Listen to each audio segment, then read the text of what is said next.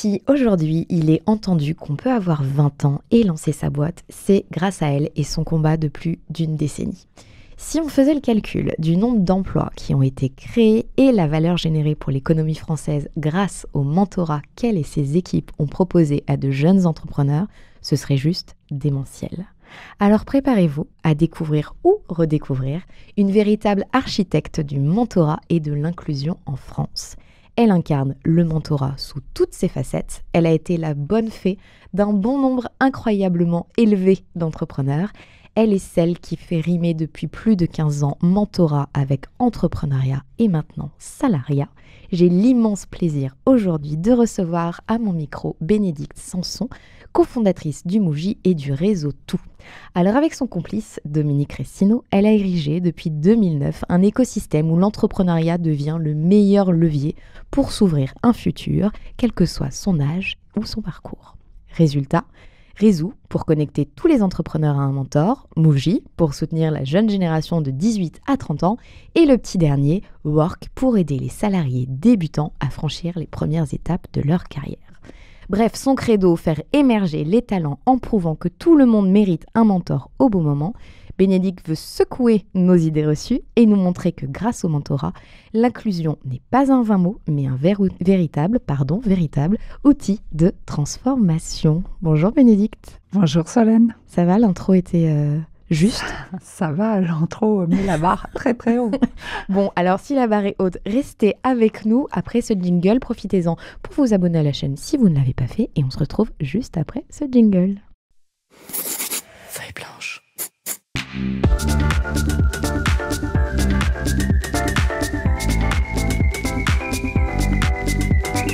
40 nuances de Sista. Bénédicte, je suis vraiment ravie de te recevoir à ce micro. Toi qui es souvent, qui est de temps en temps dans la lumière, je dirais, mais plutôt souvent dans l'ombre et dans les coulisses de grands nombres d'entrepreneurs.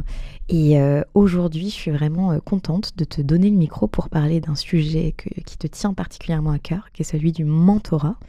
Et pour peut-être mettre tout le monde au même niveau, est-ce qu'on peut redéfinir ensemble ce qu'est le mentorat ? Avec plaisir, Solène.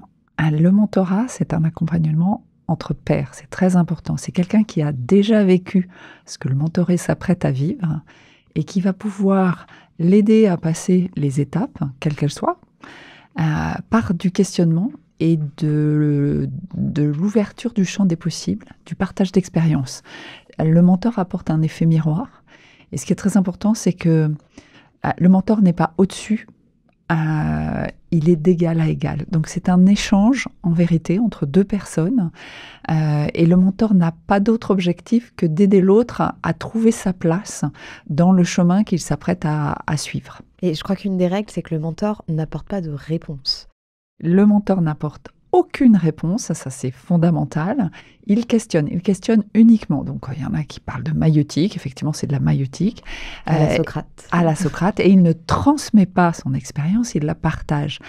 Une expérience, ça ne se transmet pas tout simplement. Pourquoi ? Parce qu'on n'est pas la même personne et le contexte est différent. Donc d'écouter l'expérience inspire à se poser soi les questions et à se dire est-ce que j'aurais fait pareil ? Non, j'aurais fait différemment. Pourquoi j'aurais fait différemment ? Et à comprendre petit à petit qui l'on est et à se révéler à soi-même. Ce qui demande aussi une très grande capacité d'écoute. Une capacité d'écoute, oui, c'est l'écoute active, avec tout ce qu'on met derrière cette écoute active. Une relation mentorale, c'est 80% de paroles par le mentoré et max 20% de paroles du mentor. Parce que souvent, on peut confondre conseil et mentorat, mais ce n'est absolument pas la même chose et vous mettez un point d'honneur à dire que ce n'est absolument pas la même chose. Oui, c'est vraiment important.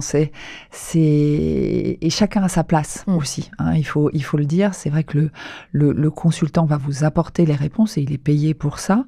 Le coach et le mentorat, c'est un petit peu plus, c'est beaucoup plus proche parce que les techniques de coaching sont sur le questionnement. Effectivement, le coach n'apporte pas de réponse, mais le coach a un objectif à atteindre qu'il s'est fixé réussissait avec son coaché. Alors que dans le mentorat, le mentor chemine aux côtés du mentoré. Il sait qu'il y a des sujets de fond qu'il faut arriver à traiter, mais on peut parler d'autres choses qui finalement vont ramener au sujet. Mais on n'a pas une méthode pour aller droit sur un objectif.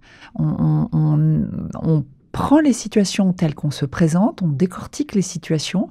Le mentor va vraiment questionner pour essayer de comprendre ce qui bloque ou ce qui pourrait ouvrir d'autres perspectives. Et il est capable de le faire parce qu'il a le même parcours. Et le coach entre entrepreneurs est rarement un entrepreneur lui-même qui a connu le développement ou qui cherche à développer une entreprise.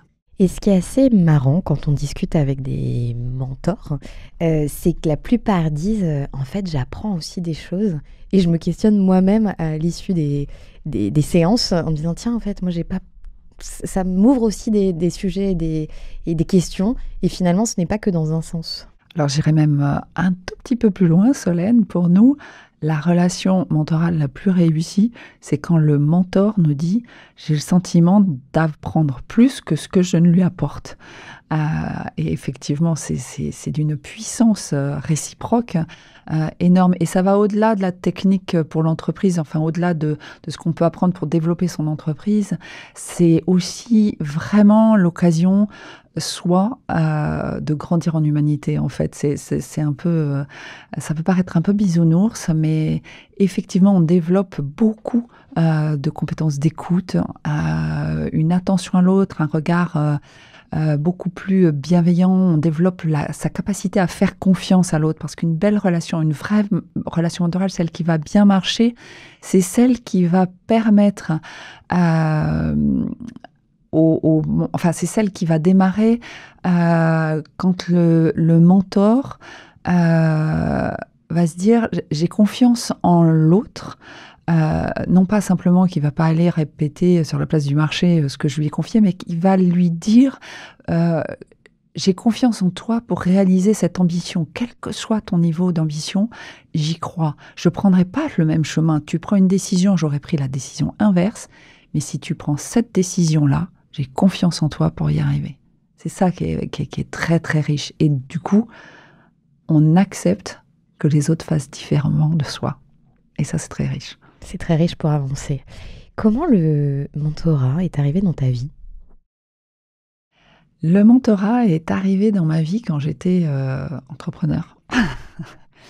Je démarrais, enfin j'avais 1 ou 2 ans d'entrepreneuriat derrière moi.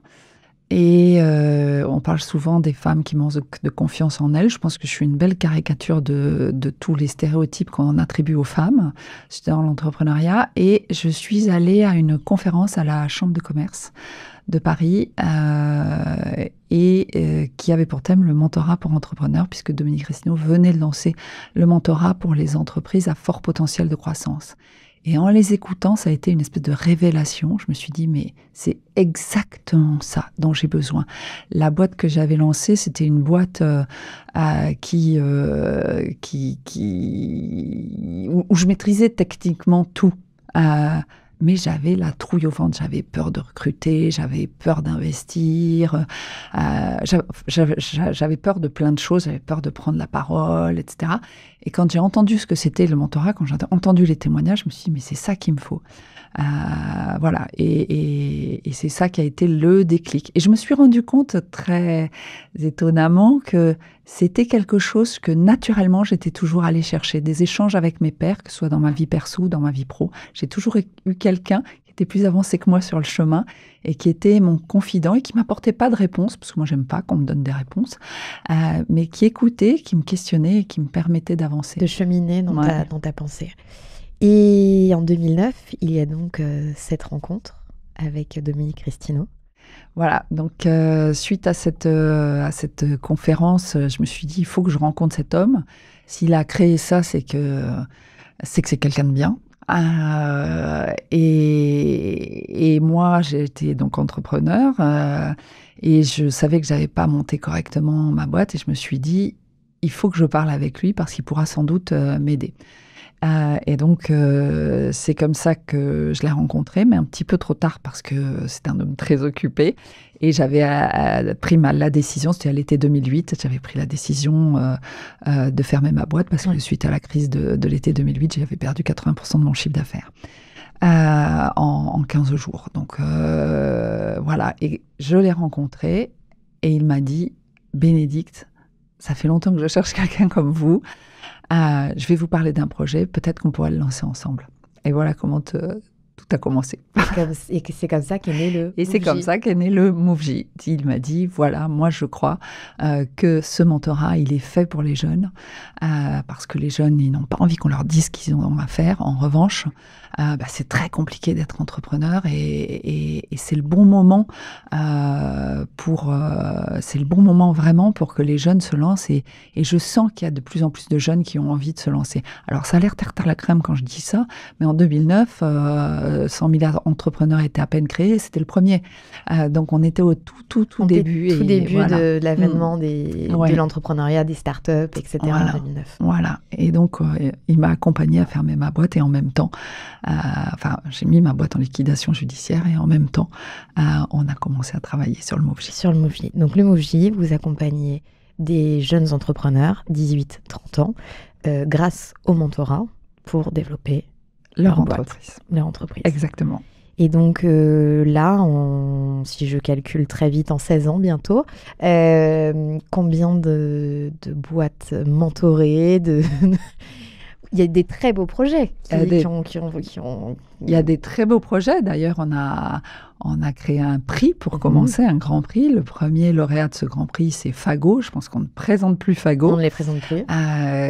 Donc, il y a eu des très, très belles success stories. Il y a eu Easy Peasy qui est passé par chez nous, des bras en plus que certains connaissent dans le déménagement.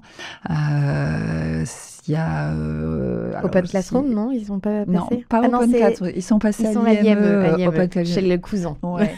Mais il y a le chocolat des Français qui est passé par chez nous. Enfin, il y en a beaucoup. Alors, je pourrais effectivement vous faire une liste à l'après-vert, mais ça serait un petit peu long. Il y a Charline Gottal, qu'on connaît bien ici. Avec ma petite culotte et devenue Naya après. Et donc, j'ai oublié la question. C'était qui vous aviez accompagné beaucoup. Oui, donc on en a accompagné beaucoup. T'as un chiffre à nous... Oui, j'ai un chiffre. On est aujourd'hui à plus de 5000 jeunes entrepreneurs accompagnés. Et grâce au plan Un jeune, un mentor, la tendance, elle est à 1300 jeunes par an. Par an. Voilà, ouais. Donc ça nécessite derrière toute une organisation. On a digitalisé une partie du processus. Donc ça a été une très grosse étape quand le plan Un jeune, un mentor est sorti à la sortie du Covid.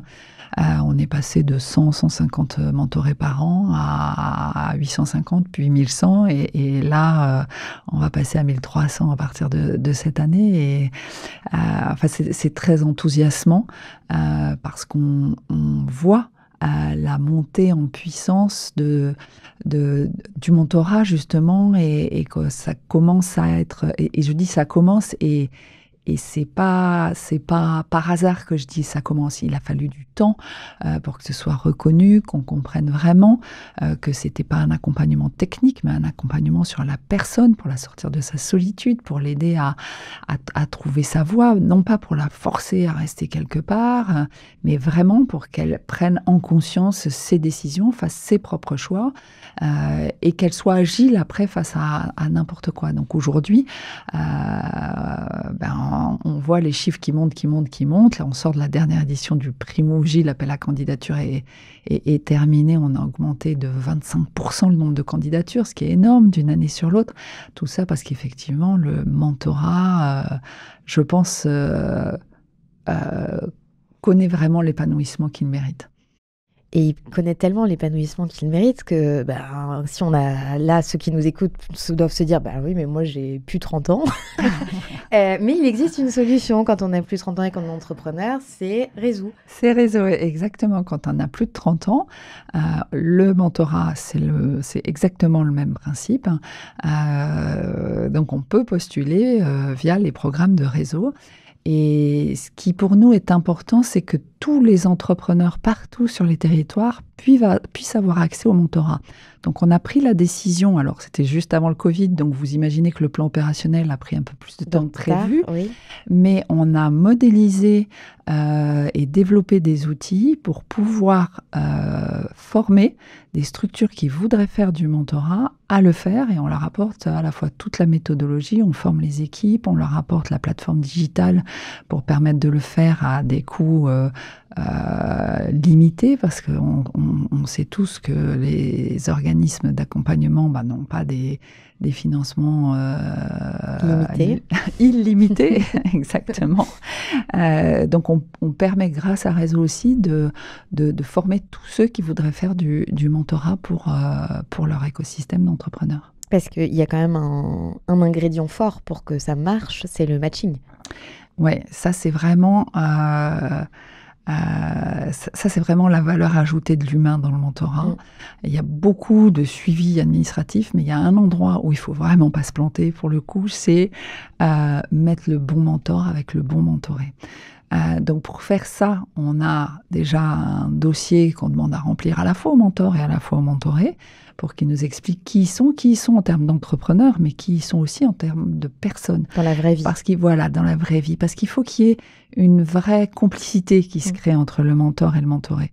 Et si cette complicité n'est pas là, il n'y aura pas la puissance du mentorat.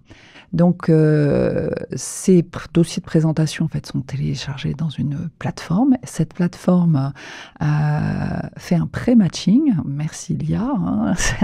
Et ce pré-matching, ensuite, est validé ou invalidé par un chargé de mission qui connaît chaque mentor et chaque mentoré, et qui va dire « Non, lui, je le vois pas avec un tel, à lui, je le vois bien ». Et c'est comme ça que ça va, qu'on va dire finalement, là, moi, je vois un binôme qui pourrait bien marcher. Et une fois que nous, on s'est dit, là, on sent que c'est bon, on va proposer au mentor et au mentoré un dossier papier. Sur la base du dossier papier ou digital, peu importe, ils vont dire, ah oui, le profil m'intéresse. Et ensuite, on va leur dire, rencontrez-vous. Rencontrez-vous et prenez le temps de vous parler. Et de vous parler en vrai. Rentrez dans votre intimité. Pour pouvoir vraiment évaluer si vous aurez du plaisir à vous retrouver et si vous sentez que vous pourrez avoir une vraie relation de confiance et que vous croyez en l'autre. Et cet échange, il est valable des deux côtés. Il faut vraiment que et le mentor et le mentoré, et c'est là où je vous dis, on est d'égal à égal, il n'y en a pas un qui est supérieur à l'autre. Le mentoré peut dire au plus bel entrepreneur de la Terre, c'est chouette ce que tu as fait, mais... en fait, non, je sens pas qu'on va pouvoir créer cette relation. Et ça, c'est complètement acceptable et accepté par le mentor. Et de la même façon, le mentor peut refuser. Ça marche dans les deux sens. Parce qu'on a pu remarquer que toutes les fois où la relation a démarré et par exemple, le mentor ne croyait pas dans le projet des mentorés, ça n'a pas fonctionné, il ne se voit plus. Et il faut se voir pour qu'il y ait une relation mentorale. Le mentor n'est pas tout seul à faire la relation mentorale. Non, c'est dans les deux sens. Ça marche dans les deux sens. Tu dirais qu'il y a d'autres ingrédients pour un bon mentorat ou un mentorat réussi, en tout cas? Oui, je dirais qu'il y a des valeurs d'abord très fortes. On a parlé de l'écoute, on parle de la confiance, j'ai vraiment confiance en l'autre. Il y a beaucoup de bienveillance qui n'est pas de la bienveillance, mais qui est le droit à l'erreur. Le mentoré peut venir prendre une décision pendant la relation, pendant l'échange, et puis se rendre compte qu'il s'est planté. Et il revient et dit je me suis planté. Et ça, c'est plus qu'entendable par le mentor, parce que le mentor, il sait que c'est dur de prendre des décisions et il sait qu'on peut se planter. Donc ça, c'est vraiment très très important. Et le partage. Il faut avoir envie de partager. Si on n'a pas envie de partager, ça fonctionnera pas. Et peut-être du temps. Et alors du temps, je vais dire non, en fait. Pourquoi ? Parce que tout le temps qu'on passe dans la relation mentorale, on le gagne 5, 10, 15 fois après, parce qu'on est beaucoup plus sûr de soi, on gagne tellement en confiance en soi, on a tellement examiner les choses avant de prendre sa décision qu'ensuite, il n'y a plus qu'à dérouler. Donc, on gagne le temps que l'on passe. Et je ne dirais pas le temps que l'on perd. On gagne le temps que l'on passe. C'est du temps investi bonnement. C'est du temps investi et c'est aussi une immense respiration. C'est beaucoup de sérénité. Le mentor, c'est la seule personne à qui vous pouvez tout dire. Vous ne direz pas à votre banquier, je ne sais pas si je vais pouvoir payer mes fournisseurs ce mois-ci. Votre banquier va arrêter, il va tout couper. Et alors que vous pouvez le dire à votre mentor. C'est difficile de dire à son mentor aussi, j'en peux plus, je vais tout abandonner. Vous pouvez dire à personne d'autre qu'à votre mentor. Donc vous gagnez tellement en sérénité, le mentor, il va peut-être avoir un petit sourire et vous dire, oh là là, ça y est, t'es un vrai entrepreneur. Quand on va dire, j'en peux plus, je veux tout foutre par la fenêtre. Donc ça, c'est super important. C'est cette sérénité, ce sentiment d'être compris enfin par quelqu'un, parce qu'on n'a pas tous autour de soi des entrepreneurs, qui va faire la richesse aussi de cette relation mentorale. J'ai une question. Souvent, les boîtes sont montées à plusieurs associés. Ouais. Est-ce que c'est un entrepreneur, un mentor, ou un mentor peut mentorer des associés ? Alors, c'est amusant parce que c'est quelque chose qui est venu au fil de l'eau. Quand on a ramené cette méthodologie du Québec, pour eux, c'était un mentor, un entrepreneur. Une personne, pardon. Un pour un. Un pour un. Et nous, quand on a lancé le Move J, les jeunes, ils créent avec leur bande de potes. Et le mentorat, c'est tous ensemble ou personne. Donc, on s'est dit, ça sera tous ensemble, alors ça serait tellement dommage que ce soit personne. Et ça a été particulièrement riche, ce mentorat à plusieurs. Oui, parce que finalement, s'il n'y en a qu'un, imaginons une team de 2, s'il n'y en a qu'un qui en bénéficie, on peut dire qu'il y en a un, il va ultra avancé sur des réflexions, etc. Et l'autre va être toujours au quai d'avant parce qu'il n'est pas emmené dans cette même dynamique avec le mentor. Oui, alors on pourrait se dire ça, mais on ne va pas se le dire. D'accord. Parce que le mentorat, c'est libre et volontaire. Et ça arrive aussi que dans les équipes d'associés, il y en a un qui dise « Moi, j'aimerais vraiment avoir un mentor », et puis que les deux autres se disent « Ok, mais moi, ça m'intéresse pas ». Donc, on a tous les cas de figure. Non, mais je parlais plutôt dans le cas où les deux seraient intéressés par la dynamique, c'est ça que je voulais dire. Oui. Quand les deux sont intéressés par la dynamique, effectivement, on ne va pas faire un pile ou face. Ça serait un peu stupide. Et ça nous est arrivé que les deux aient besoin d'un mentor, mais séparément. Oui. En général... Ça sent pas très bon. Ça sent pas très bon. Et c'est rarissime. C'est rarissime. Il y a eu aussi des moments où la relation entre associés, on sait tous que dans la vie de l'entrepreneur, c'est rarement pas un sujet. Il y a toujours plus ou moins un moment où ça frotte, même si c'est pas très violent. Et le mentor, en fait, c'est aussi souvent le bon tiers pour qu'on arrive à se dire les choses et qu'elles s'apaisent, en fait, qu'on puisse les dire de façon apaisée et que le binôme ou le trinôme d'associés puisse repartir encore plus solide. Alors, on a parlé des jeunes, des 18-30 ans, on a parlé des plus de 30 ans. Les jeunes depuis plus longtemps, j'adore. Les jeunes depuis plus longtemps, exactement. Et il y a un peu plus d'un an, après 2 ans et demi de levée de fonds, ce qui est assez rare dans le monde associatif, vous avez lancé Work. Et Work, c'est du mentorat pour les salariés. Oui. Parce que pourquoi eux, qui peuvent nous écouter aussi, n'auraient pas droit au mentorat ? Exactement. Et à quel moment, et c'est ce moment-là qui est très important, en fait, on a répondu à un appel à manifestation d'intérêt de l'État dans le cadre d'un contrat à impact. Donc les contrats à impact, c'est des trucs un peu compliqués où l'État identifie un problème social, environnemental, sociétal, et qu'il sait qu'il n'a pas, lui, la capacité de terrain de répondre à ce sujet-là. Donc, il fait cet appel à manifestation d'intérêt. Des assos ou des entreprises très engagées postulent et proposent des solutions pour réduire le problème en question, exactement. Et quand on en fait, ce qui va se passer, c'est que l'État va choisir quelques dossiers, va labelliser quelques dossiers en disant, voilà, ces solutions-là, j'y crois. Vous nous avez fait une proposition donc sur 3 ans, puisque c'est le cadre de la demande, et sur 3 ans et pour tel montant. L'association, vous allez aller chercher des investisseurs privés qui vont prendre le risque. Pendant que vous faites votre levée de fonds, nous, avec vous, donc l'État et l'association, on va définir quels vont être les critères de mesure de l'impact, de la performance du programme. Au fur et à mesure que vous allez avoir des investisseurs, ils vont entrer dans nos discussions.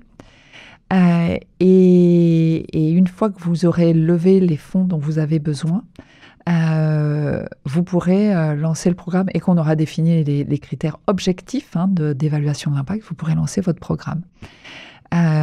Et donc, nous avons répondu à cette AMI qui était innovée pour l'emploi des jeunes par du mentorat. Quand on a vu ça, on s'est dit, non, mais si nous, on ne répond pas, voilà. Mais par contre, il faut être innovant.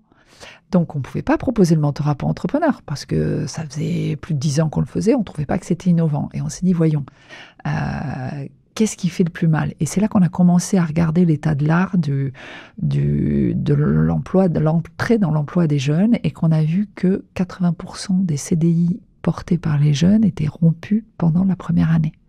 Alors 30% à l'initiative de l'employeur, mais tout le reste à l'initiative des jeunes. Donc on s'est dit, waouh, il y a un sujet.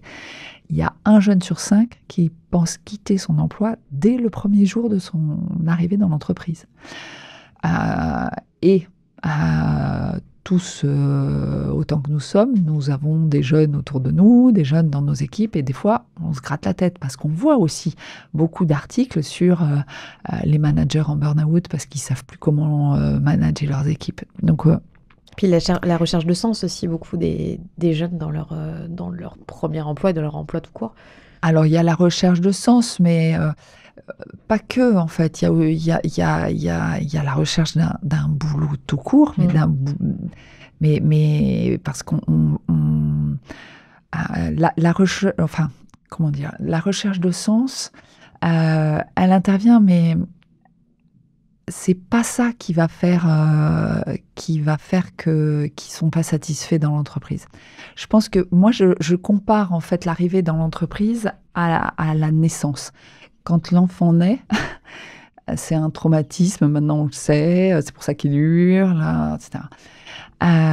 Quand on arrive dans son premier job, c'est un traumatisme quasiment aussi grand. Parce que pendant toute votre éducation, jusqu'à ce que vous partiez donc avec votre premier emploi, on vous élève pour arriver à être dans le monde professionnel. Et vous arrivez dans ce monde professionnel que vous avez idéalisé et qui n'a juste absolument rien à voir avec ce que vous pensiez. Oui. Et du coup, vous êtes, on va dire, en état de sidération, c'est peut-être un peu fort, mais complètement désemparé par rapport à ce qui se passe, et avec assez peu de ficelles pour savoir comment y aller, parce que vos copains, ils vivent exactement la même chose, et puis ils sont pour vous, donc ils vont pas entendre le côté de l'entreprise, donc c'est très complexe. Et finalement, on peut tout à fait comparer ça à un jeune qui démarre son entreprise en sortant de ses études et qui n'a jamais été entrepreneur, et qui débarque dans un monde où il y a des codes qu'il ignore totalement, et qu'il faut qu'il s'approprie. Et comment il se les approprie? Il se dit qu'il serait un peu ridicule d'aller poser la question. Donc, il ne pose pas la question. Et on s'est dit, mais qui d'autre que le mentor est en capacité d'accompagner cette nouvelle phase de vie? Et c'est comme ça qu'on est arrivé à monter un programme pour accompagner les jeunes dans leur premier emploi, dans les 6 mois de leur arrivée dans l'entreprise, avec un mentor qui ne fait pas partie de l'entreprise, qui a exactement la même posture que dans l'entrepreneuriat, c'est-à-dire qui questionne, il partage son expérience, il apporte un effet miroir, il ouvre le champ des possibles et il lui permet de décoder ce qui lui arrive dans l'entreprise. On a des exemples qui sont extrêmement simples, et et qui peuvent être moi, mon patron, il me fait acheter des outils, ça me coûte de l'argent, c'est pas normal. Et le mentor lui dit ok, il t'a demandé d'acheter ces outils, oui, il m'a demandé de les acheter et il t'a pas dit que tu pouvais être remboursé. Non, il me l'a pas dit. Et est-ce que tu lui as posé la question? Ben non, parce que si je lui pose la question, il va croire que je veux pas travailler, que je refuse d'aller acheter des outils. Peut-être que si tu lui poses la question, il va t'expliquer comment tu peux faire pour te faire rembourser. Est-ce que tu penses que c'est possible, ça? Donc, ce sont des choses qui sont... C'est même bien plus basique encore que le sens. Ouais. C'est des choses très, très, très simples de la vie de tous les jours dans l'entreprise et que personne ne nous a appris et qui font qu'on se braque, que les relations se tendent, mais pour des mauvaises raisons. Donc le mentorat va servir à désamorcer, va servir aussi à accompagner le jeune qui a envie de progresser plus vite que ce qu'on lui propose.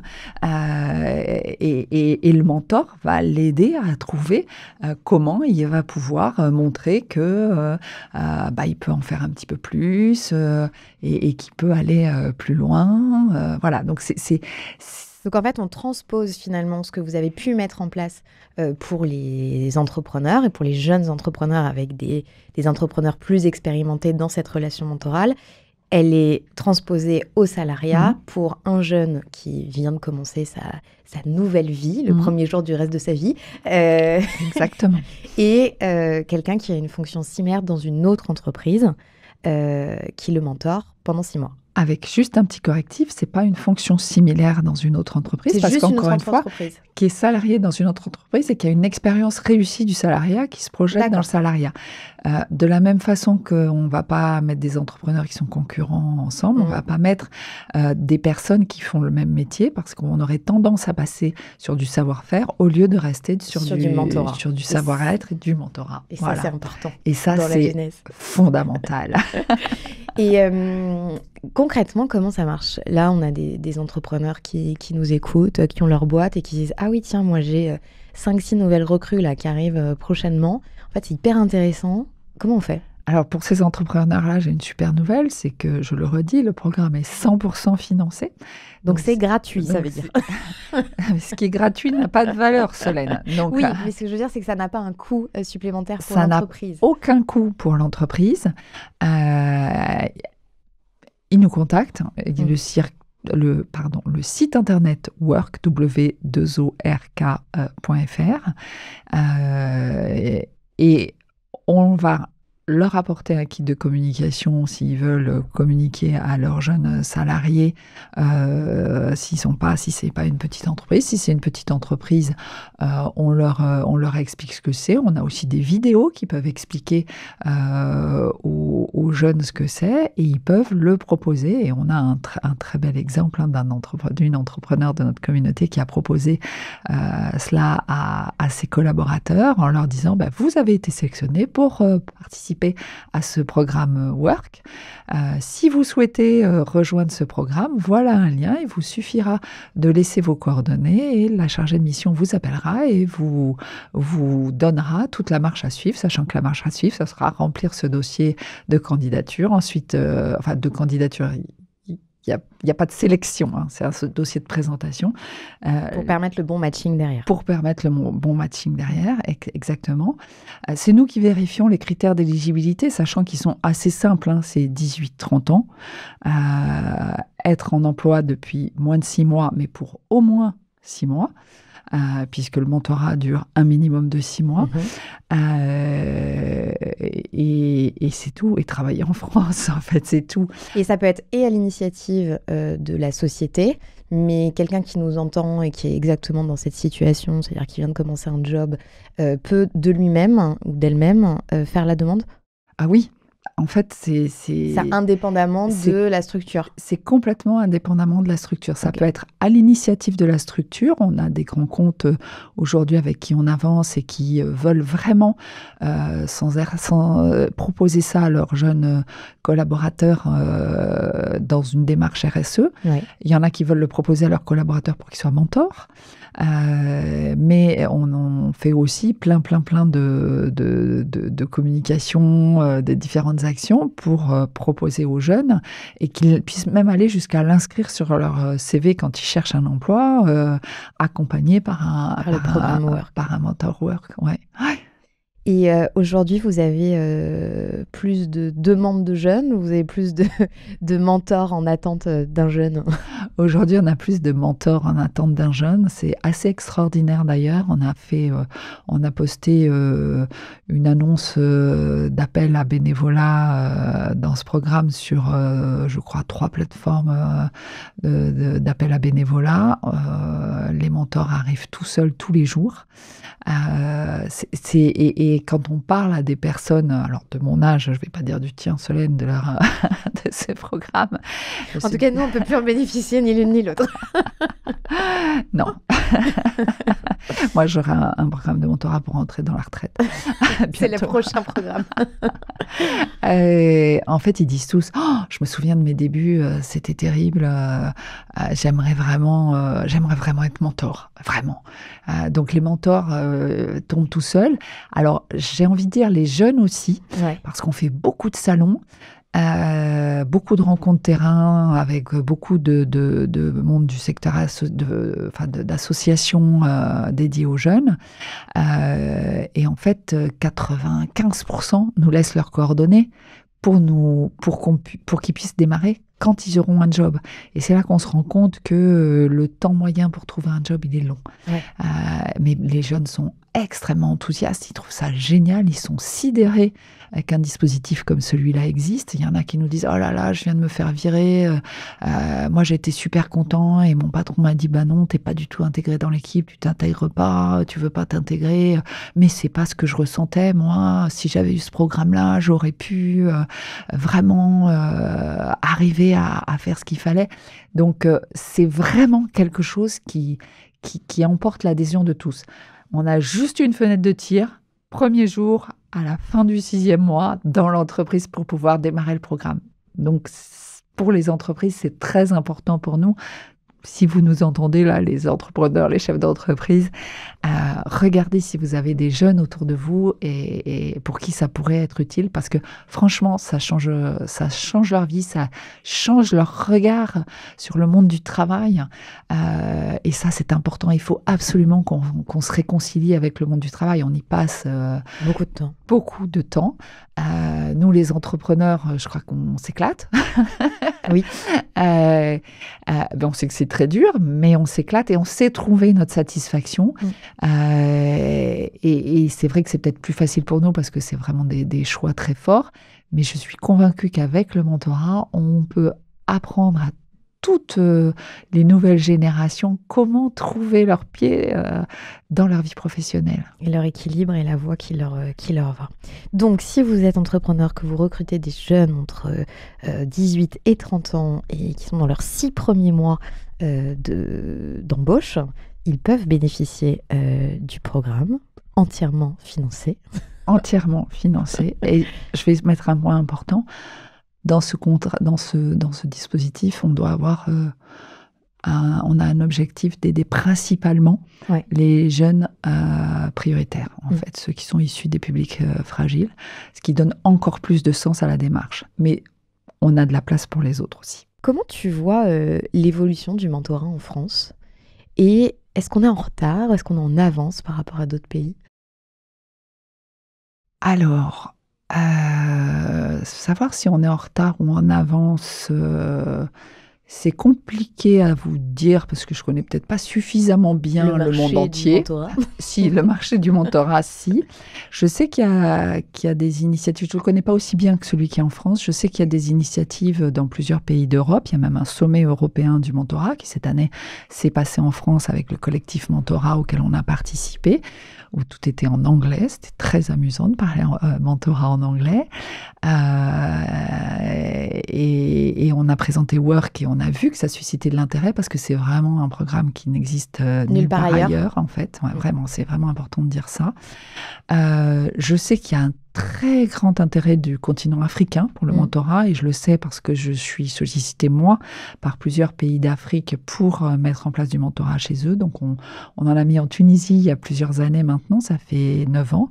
Et on travaille en ce moment avec la Côte d'Ivoire et le Bénin. Le mentorat, il y en a aussi dans le monde anglo-saxon, qui se rapproche un peu plus quand même de... Les mentors peuvent être rémunérés.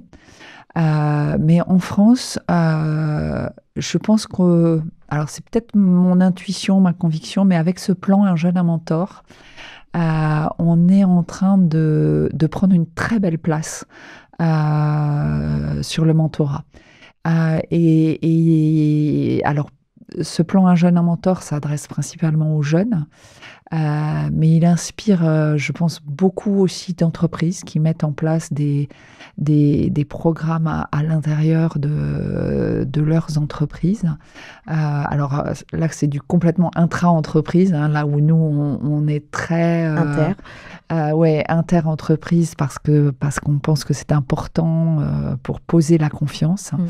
Mais je pense que la France peut devenir un modèle en termes de mentorat, et particulièrement pour la jeunesse. Aujourd'hui, on est 77 entre associations dans l'écosystème, dans le collectif mentorat.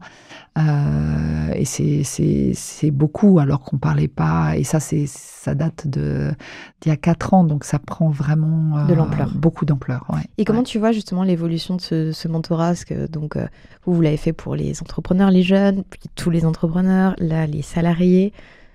Vous imaginez d'autres verticales? On en imagine, oui, on en imagine d'autres. On réfléchit constamment. Après, c'est pas simple de lancer un nouveau programme de mentorat. On le voit sur les jeunes salariés. On voit qu'il y a beaucoup d'appétence. On voit qu'on a 99% d'adhésion à notre programme. Mais pour autant, il faut amorcer, il faut trouver il faut évangéliser. Et ça prend un petit peu de temps. Donc, on ne va pas en lancer d'autres demain matin, mais typiquement, on sait qu'il y a plein de choses à faire pour les seniors, la reconversion. Tu parlais de sens tout à l'heure. On a énormément de personnes qui ont, à un moment donné dans leur carrière, se disent c'est plus possible, je ne peux plus travailler comme ça, je ne peux plus travailler dans ce type d'entreprise-là, je ne veux plus faire ce métier-là. Hier, on m'a parlé de quelqu'un qui avait fait un burn-out numérique, qui travaillait dans l'informatique, il ne peut plus approcher un ordinateur. Donc, il y a besoin, en fait, il y a plein de choses dans la vie professionnelle qu'on peut accompagner davantage avec du mentorat. Et là, je parle que de la vie professionnelle, parce que alors, dans la vie personnelle, c'est illimité. Il y a aussi des actions forces du mentorat dans la vie personnelle. Il y en a beaucoup. Ouais, j'en parlerai peut-être, mais il y en a beaucoup aussi dans la vie personnelle. D'avoir un alter ego qui a vécu ce que vous êtes en train de vivre, c'est très très riche. Tu nous fais du teasing pour la deuxième partie de cette émission. Et en attendant... Vous avez un message. Bonjour Bénédicte. Alors, une petite question pour toi. Beaucoup de choses a déjà été fait en matière d'accompagnement des créateurs d'entreprises. On est tous mobilisés au sein de CapCréa pour accompagner plus de créateurs en puissance. Est-ce que tu peux nous révéler la sauce secrète qui permettrait de transformer l'essai? Alors, pendant que tu réfléchis à ta réponse, je précise que c'est Marie-Adeline Pex, qui est directrice exécutive chez BPI France, en charge des partenariats de la création et de l'action territoriale, et qui travaille avec toi et 25 autres réseaux, si je compte le MoveJ, et BPI France, dans un collectif qui s'appelle CapCréa. Tu veux nous dire 2 mots de CapCréa avant que je... Ouais, ça va continuer. Je vais continuer à réfléchir en même temps. Marie, je te reconnais avec ta question. Je t'avais reconnu. 2 mots de CapCréa. CapCréa, c'est énorme, en fait. Il y a 3 ans, je pense, maintenant. Un peu moins. Non, 3 ans. 3 ans.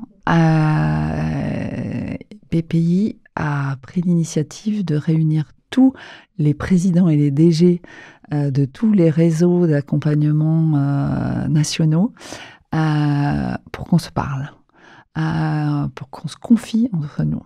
Alors que tous les réseaux de l'initiation de la sensibilisation jusqu'au développement de l'entreprise, en passant par le financement et qui va même après jusqu'au rebond après liquidation. On se regardait tous jusque-là un peu en chien de faïence en se disant il va me piquer mon bénéficiaire. Voilà. Et en fait, on s'est rendu compte qu'on avait tous envie de se parler, mais que tous, on se disait que l'autre n'avait pas envie et qu'on avait tous conscience que si on travaillait ensemble, on travaillerait beaucoup mieux. Et de cette première réunion est né le collectif CapCréa. Et ça fait maintenant 2 ans et demi, 3 ans qu'on travaille ensemble, qu'on a défini notre zone de génie, ce qui est assez merveilleux, qu'on a réussi à faire une cartographie de l'accompagnement pour les entrepreneurs en France au niveau national et que l'on souhaite décliner maintenant au niveau régional. Et on a réussi à créer des ponts entre nous, là où il y avait juste des murs et des boucliers. Avec pour objectif de doubler le nombre d'entrepreneurs accompagnés en 5 ans. Avec pour objectif de doubler le nombre d'entrepreneurs. Parce que l'accompagnement, quel qu'il soit, alors le mentorat en est une forme, mais il y en a d'autres, est généralement source de plus de chances de succès, en tout cas, si je peux le dire comme ça. On peut le dire comme ça, oui. Que quand on se lance seul. Voilà, que quand on se lance seul. Maintenant, quelle est la recette pour atteindre notre objectif de doubler le nombre d'entrepreneurs ensemble? Je pense que c'est, ça passe par continuer à tisser ces liens entre nous, à former nos équipes à bien connaître l'écosystème, à être très présent sur le terrain. Il y a vraiment ce besoin d'être au plus proche des créateurs. Et en fait, les créateurs, ils sont partout. Ils sont partout, y compris dans les entreprises. Parce que je parlais juste avant de comment on fait pour changer de vie. Typiquement, quand vous avez été informaticien et que vous pourriez passer à un métier manuel, puisque vous n'êtes plus capable d'approcher un ordinateur, si on se lance dans un métier manuel, peut-être qu'on va se lancer en tant qu'entrepreneur. Donc, c'est diffuser peut-être davantage le bonheur d'être entrepreneur. C'est peut-être plus d'intervention aussi en amont. C'est un peu réconcilier le monde de l'éducation et le monde de l'entreprise. Donc, c'est peut-être pas du très court terme, mais quand on voit qu'on ne peut pas du tout parler aux enfants de l'entreprise dans l'école, que les entreprises sont bannies et que du coup les enfants n'ont aucune idée de ce que c'est justement que cette vie d'entreprise et comment ils sont manipulés par tout un tas de choses, sachant qu'on les éduque pour qu'ils rentrent dans ce monde économique demain, il manque vraiment cette brique-là pour que ça fonctionne mieux. Et puis, pour que ça fonctionne mieux, ou en tout cas pour qu'ils se posent la question. De la même façon qu'on dit, les filles, on a décidé qu'elles étaient nulles en maths, donc elles se disent tous nulles en maths. Je pense qu'il y a les mêmes a priori sur l'entrepreneuriat, mais on ne le prend pas du tout assez tôt, en fait, ce sujet de l'entrepreneuriat, de l'entreprise, de la vie professionnelle. Dit, qu'est-ce que tu veux faire quand tu seras grand? T'en sais rien du tout, parce qu'on t'a jamais parlé de rien, et donc tu parles de ce que tu vois ou de ce que fait papa et maman. Et ça, c'est hyper dommage. Et puis, il y a un gros sujet dans l'entrepreneuriat qui est la confiance en soi. Et notre système éducatif ne développe pas du tout la confiance en soi, et notre système social non plus. Donc je pense qu'il y a un gros travail à faire pour développer la confiance en soi, tout petit, pour valoriser davantage les initiatives. Ce qui, demain, quand on te dit tu te lances en tant qu'entrepreneur, eh bien, tu te poses pas la question parce que tu sais que tu as une valeur. Et tu sais que cette valeur, tu vas la mettre au service de ton projet. Donc pour moi, le travail, il est là. La confiance en soi et la prise de responsabilité. Parce que c'est ça aussi qu'être entrepreneur, c'est se sentir responsable. Et je trouve qu'on est une société aussi qui est très déresponsabilisante. Et en tout cas, ces entrepreneurs accompagnés, ils ont un emblème fort qui est le coq jaune, le coq créa, qu'on doit voir là derrière moi, qui est aussi un des emblèmes forts pour encourager à être accompagné pour mieux réussir sa vie d'entrepreneur. Ouais, le coq, c'est la fierté d'être entrepreneur. Je crois que le coq dans la basse-cour, il se pose pas la question de savoir s'il est le plus fort, il chante. Et il chante tous les matins et peu importe que ça dérange, il chante. Donc c'est vrai que je trouve que c'est un très bel emblème. C'est un très bel emblème parce qu'il nous donne envie d'y aller à plein poumon en fait, avec toute notre respiration et toute la force de nos convictions. En tout cas, en t'écoutant, on sent que le mentorat, tu as eu envie d'y aller à plein poumon. Et avant qu'on passe à la deuxième partie, j'ai encore une petite question. Vous avez un message. Bonjour Bénédicte. Et si c'était à refaire ? C'est Dominique Restineau qui se demande « Et si c'était à refaire ?» Flashback, vous, pour remonter en 2009. Si c'était à refaire, je referais, mais sans hésiter une seconde. Je ne sais pas ce que je peux dire de plus. J'ai passé... Ton sourire en dit suffisamment pour ceux qui nous regardent sur YouTube. On a passé ensemble dans cette création des moments absolument merveilleux où nos décisions, on avait nos bureaux au-dessus du McDo des Champs-Élysées. C'était un truc sans fenêtre, ça puait. Mais on se retrouvait souvent là et souvent on marchait d'un endroit à l'autre. Et c'était en marchant et en discutant qu'on réfléchissait et qu'on prenait nos décisions. Et c'était, je garde un souvenir vraiment merveilleux de l'émulation des débuts. Ouais, de l'émulation des débuts et qui continue à me nourrir aujourd'hui. Parce que c'est ce que j'avais toujours cherché en fait dans le monde du travail. C'était quelqu'un qui écoute, qui sache à la fois écouter, à la fois dire « ouais, mais ça, pour moi, ça fonctionne pas » et machin, que moi, je puisse dire « ok, je suis d'accord avec telle partie, mais pas avec celle-là ».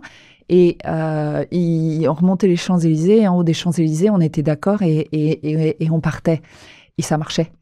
Donc cette écoute, cette complicité, cette compréhension, il n'y a qu'avec Dominique que ça s'est passé.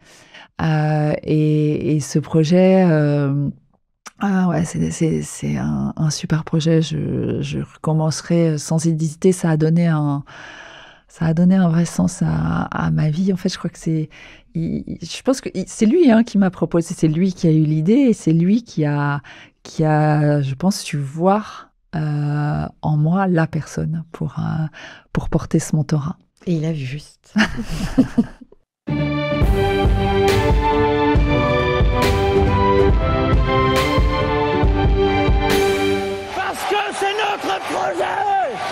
Bon, on vient de parler de Dominique Cristino, qui est ton cofondateur et aussi le président de la Chambre de commerce de Paris. Là, je te propose de prendre une autre fonction présidentielle, pas la sienne, une autre. Si Bénédicte, demain, tu étais présidente de la République, quelle serait la première mesure que tu prendrais et pourquoi? Eh bien, ça ne va pas vous étonner. Je crois que je créerai le ministère de la Confiance.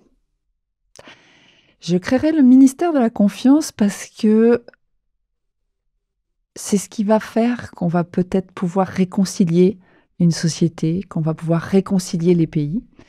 Et ce ministère de la Confiance, sa première mission, ça serait que chaque enfant, dès l'école primaire, et pourquoi pas maternelle,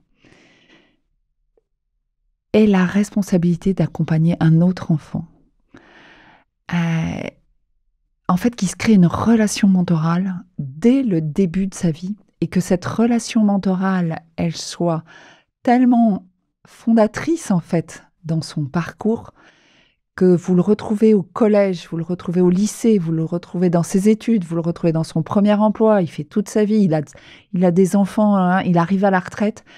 Il ne peut pas se passer, lui, d'être mentoré et lui d'être mentor.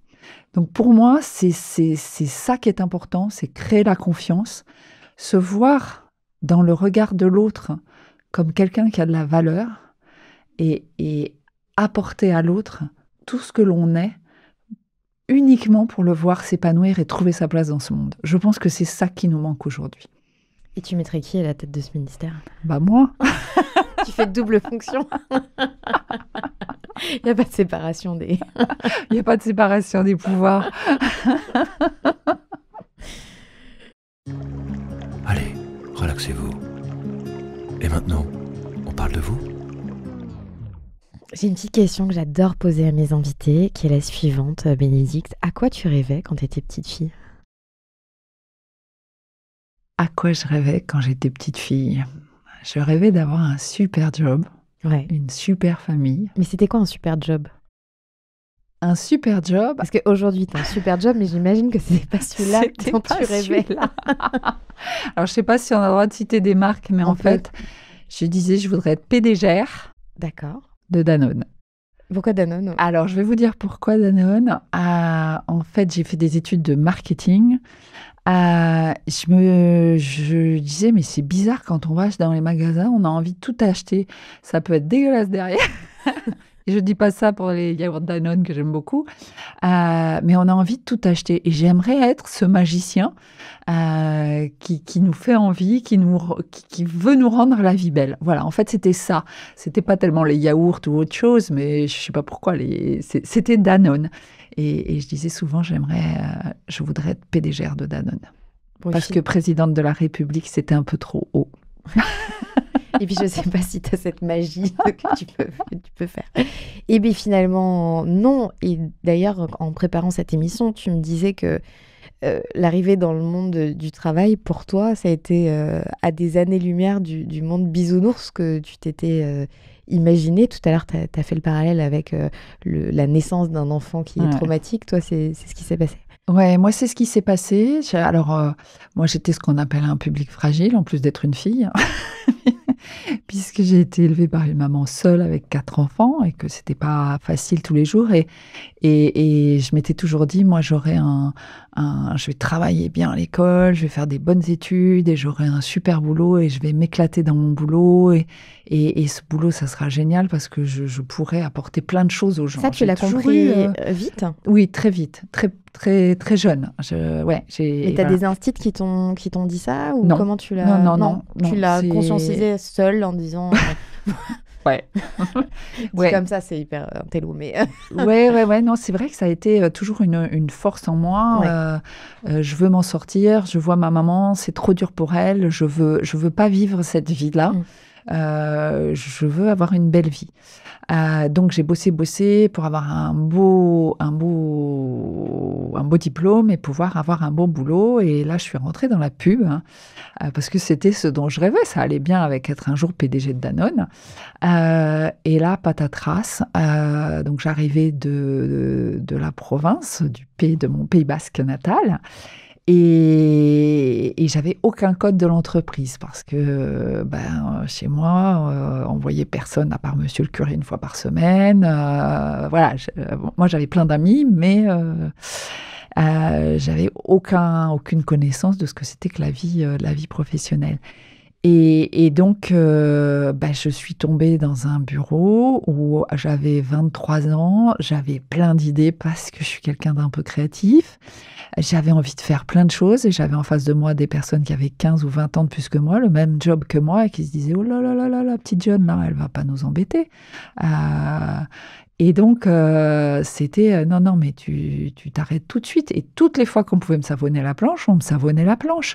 Moi, je bossais déjà comme une dingue. Je donnais mon numéro de téléphone perso à mes clients qui m'appelaient jusqu'à 22h. Ça les rendait fous, les autres. Et j'avais aucun code. Donc, ça marchait pas. Donc, j'ai beaucoup souffert dans cette première expérience. Et d'expérience en expérience... Tu es restée longtemps dans cette expérience ? Alors, je suis restée 1 an et demi. Oui. Donc, j'ai changé 5 fois de job et de secteur d'activité en 10 ans, à chaque fois en me disant ça sera mieux ailleurs. Ouais. Je suis passée de chef de pub à directrice marketing com en 10 ans, donc j'ai progressé. Mais à chaque fois, c'était hyper dur parce que j'en avais toujours qui me savonnaient la planche, parce que moi, j'avais des convictions fortes. Quand vous êtes dans la pub, des fois, vous regardez plus la marge que l'impact pour la marque du client. Ça, pour moi, c'était impossible. J'étais pas rentrée dans le monde du travail pour ça. C'était pas l'argent qui me motivait. Et d'ailleurs, ça va te faire sourire, Solène, mais depuis toujours, je me suis dit, mon rêve, c'est de pouvoir travailler sans être payée. Malheureusement, j'ai besoin d'un salaire. Mais mon rêve, c'est de pouvoir un jour travailler sans être payée. Et ça fait partie de mes petits projets. Parce que je voulais complètement déconnecter, en fait, mon besoin matériel de mes idées, en fait. Ce qui compte, c'est de faire le mieux possible. Et j'avais, je pense, aucun code politique. Donc j'allais, mais droit devant. Et je me suis pris un paquet de murs relationnels, parce que moi, j'y allais avec toute la force de ma bonne volonté. Et puis j'avais tous les arguments pour montrer que j'avais raison. Donc quand on vous dit « OK, mais non », on devient fou. Alors, je ne sais pas si vous connaissez la formation ProcessCom, mais dans mon deuxième boulot, je suis passée dans la formation ProcessCom, alors que c'était que les dirigeants normalement qui allaient, mais moi, on avait insisté pour que j'y sois. Et on m'a découvert rebelle de base. Donc, aujourd'hui, ça me fait rire. Sur le coup, je savais que le DG ne supportait pas les rebelles de base et qu'il ne faisait pas de vieux soir dans l'entreprise. Mais j'ai démissionné, je suis partie avant, j'ai trouvé quelque chose avant. Enfin, ce n'est pas pour cette raison-là, parce que j'aimais beaucoup. Mais, voilà. Mais ça a toujours été très, très compliqué de trouver ma place et de m'insérer. Mais je pense que c'était essentiellement par manque de code. Et c'est pour ça qu'à un moment, j'ai jeté l'éponge et je me suis dit... je vais être entrepreneur, alors que quand j'ai faisais mes études, c'était entrepreneur loser. C'était ceux qui étaient vraiment pas capables d'avoir un job salarié. Un job salarié. Voilà. Comme quoi, les modes et les temps changent. Les modes et les temps changent et tant mieux. J'ai une petite question pour toi sur ce sujet. Vous avez un message. Bonjour Bénédicte, c'est Philippe Bloch. Avant de te poser la question à laquelle Thomas m'a invité, je voudrais profiter de ce message pour te dire un immense merci au nom de la grande famille de tous les entrepreneurs français pour tout ce que tu fais depuis des années pour nous aider à passer des caps, à oser, à douter, à grandir, à réfléchir et à rêver ensemble. Du coup, et connaissant ton enthousiasme et ton infatigable énergie, je me suis souvent demandé si tu avais eu un jour, ou si tu auras peut-être un jour, l'envie de ne plus seulement entreprendre par procuration, comme tu le fais si bien à nos côtés, et de te jeter toi aussi dans le grand bain. Merci Philippe, tu vas presque me tirer une larme. Écoute, je pense que si tu as écouté maintenant le début de l'émission, tu sais que j'en suis pas à mon... Enfin, que je suis pas... J'entreprends pas par procuration, mais j'entreprends vraiment, puisque j'ai eu cette... En fait, j'ai eu 2 expériences entrepreneuriales avant Parce que la rebelle a quitté la rebelle a CDI. quitté son CDI. Elle a commencé... Alors, elle a travaillé dans une start-up Internet qui a explosé en vol assez rapidement. J'ai fondé une première entreprise et puis il y a eu un problème entre associés. J'ai participé ensuite, enfin j'étais associée à une deuxième entreprise et je vais vous dire le sujet quand même parce que ça va vous faire marrer. C'était un site de sexologie. Je pense que maintenant c'est public, mais c'est toujours une chose que vous ne connaissez pas de moi. Voilà, donc un site internet de sexologie pour faire des cours pour avoir une vie sexuelle plus épanouie. Voilà, oui, j'ai fait ça aussi.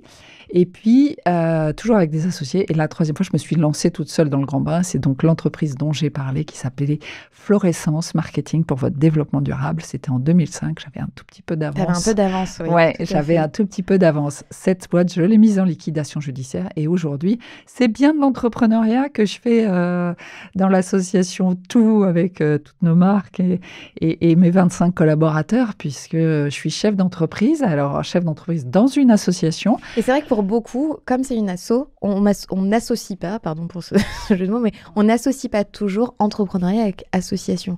Mais t'es pas la première à passer à ce micro et être entrepreneur dans une association, mais c'est aussi être entrepreneur. C'est aussi t'as être... un budget, Ouais. t'as... J'ai plus qu'un budget, Voilà. je dois aller chercher l'argent, et l'argent, c'est presque plus dur que d'être entrepreneur parce que j'ai pas de vente récurrente, moi, donc je dois aller chercher... Je dois finir mes bilans à 0 ou presque, parce que si j'ai trop de reste, on me dit c'est pas la peine que je vous finance puisque vous avez de quoi vivre largement. Donc c'est compliqué, mais ça ne vous étonnera pas si je suis là. Quand je vous disais tout à l'heure que l'argent ne m'intéressait pas, en fait, il y a une grosse différence entre les entreprises et l'associatif, c'est que il y a pas de dividende. Donc et puis ça se revend pas une entreprise. Donc quand je partirai, une association, pardon, effectivement, quand je repartirai, eh bien, je ferai cadeau, nous ferons cadeau, Dominique et moi, de tout ce que nous avons monté à quelqu'un qui voudra bien reprendre cette association. Voilà, mais c'est vraiment de l'entrepreneuriat, Philippe. Un jour, je t'en parlerai. Je crois que Philippe va regretter sa question. Et il ne commettra plus l'impair. Quand j'ai parlé de toi, Bénédicte, à ce petit monde que tu m'as proposé, à qui tu m'as proposé de parler pour te poser des questions surprises, il y a un thème qui revient souvent, c'est ton énergie, ton optimisme. Et j'ai une question surprise supplémentaire à ce sujet. Salut, c'est Vincent Redrado de DNG et j'ai une question pour Bénédicte que je connais maintenant depuis plus de 10 ans et qui est un support extraordinaire pour énormément d'entrepreneurs. En fait, la question que j'ai pour elle, c'est où puises-tu ta force et ton énergie pour en donner autant aux autres et en avoir aussi pour toi? Voilà la question que j'ai. Et j'en profite pour te dire merci pour tout et je t'aime très fort. Je crois qu'on va réussir à la faire pleurer. Merci Vincent, moi aussi je t'aime très fort. Alors je pense qu'il y a une première chose, c'est que je suis tombée dans la marmite quand j'étais petite, ou avant même d'être née. Et je pense que je puise tout ça dans tout ce que je reçois. En fait, c'est un cercle vertueux qui se crée quand je vois tous les jeunes entrepreneurs qui réussissent, quand je vois mes amis qui reprennent le taureau par les cornes quand elles sont complètement down,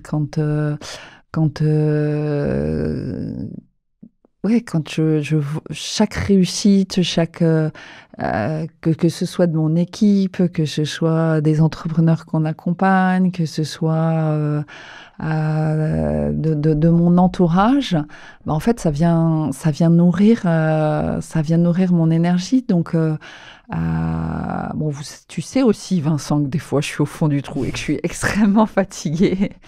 Mais ça n'empêche, hier soir encore, je suis allée à un événement entrepreneurial du CJD, puisque je suis membre du CJD, et en me disant, non, j'en peux plus, je suis fatiguée, et j'arrive, et il y a un des membres qui me serre dans ses bras. Oh, je suis tellement contente de te voir. Ça fait ma journée, et voilà. Donc, et puis un sourire dans le métro, tout ça, en fait, c'est toutes ces beautés du monde, ça fait ma journée. En revanche, quand je vois des trucs durs, ça me met très en colère. Mais finalement, la colère, elle sert à nourrir ma motivation. Donc je crois que j'ai cette chance-là de pouvoir puiser plein de bonnes choses dans tout ce qui m'entoure. Ce qui est un super formidable outil. C'est un formidable outil parce que j'ai besoin de rien. J'ai le sourire de Solène en face de moi. et ce sourire... La cuisine avec des questions et pourtant elle est pas... elle répond avec toujours le sourire. Voilà, et ce sourire, il me fait plaisir. Et puis toutes ces questions me font plaisir de voir que toutes ces personnes ont consacré un petit peu de temps à chercher une question pour moi. Ça me touche. Voilà. Mais tu sais, je crois, avant de lancer la prochaine question, qui est aussi liée au sourire, et parce que pendant que tu parlais, je me suis noté un mot, et je pense que ce que vous avez réussi à faire avec, tu vois, j'en suis émue, j'en ai les larmes aux yeux, avec Dominique, avec le Mouji, vous avez réussi à créer une énorme famille, en fait, d'entrepreneurs, dans un cadre ultra bienveillant et pas gnangnan du tout. Et quand on va à un événement du Mouji, on y va tous toujours avec énormément de plaisir, et on se retrouve dans un cadre et dans une atmosphère qui est chouette, en fait. C'est la famille, en fait. Et ça, je crois que ça tient beaucoup à vos deux personnalités et aussi à ton sourire. Merci. Ta bonne humeur. Alors, je continue sur le sourire parce que je crois que ça a posé beaucoup de questions. Je continue sur une autre question surprise. Bonjour Bénédicte. Je te pose une question que j'ai toujours eu envie de te poser. C'est qu'est-ce qui se cache derrière ton éternel sourire plein d'empathie? Est-ce que c'est une grande faille? Est-ce que c'est de la colère? Est-ce que c'est plutôt une envie joyeuse de changer le monde? Ou alors est-ce que c'est tout simplement de l'amour pour les gens qui t'entourent? Et il y a peut-être une cinquième possibilité, et je te laisse la dévoiler. Merci beaucoup, je t'embrasse. C'est Antoine Vérenne. Antoine Védrenne. Merci Antoine. Tu peux nous dire qui est Antoine? Alors Antoine Védrenne, c'est un de mes investisseurs pour le programme Work.